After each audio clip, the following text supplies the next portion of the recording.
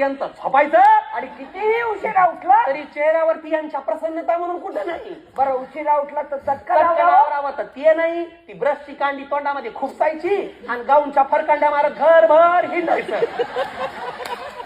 बरं कधी उठला तरी दर दिवशी तिचं काहीतरी दुखतच असतं. आज काय तर उशीनं मानस आखडली, परवा काय तर पित्तानं डोकं धरलं.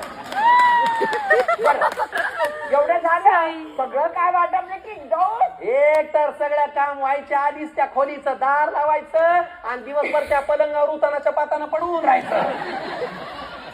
दारू काय काही संसार फक्त खोलीत असतात. मग कधी येऊन बाहेर विचारलंय सासूबाई काय हवाय काय काय करायचंय कधी सासूबाईला रीतीभाती परंपरा विचारल्या कधी नाही. जायचं काय बरं आजकालच्या पोरीला काही काम तरी असतं का? कष्ट तरी असतात का? काही नाही. तुझ्या वेळी मी पोटूशी होते तेव्हा 9 महिने कचकावून काम करत होते मी.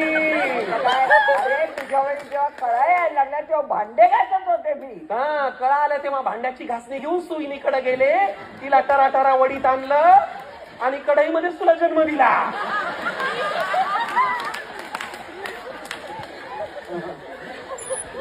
तुला आठवतंय ना?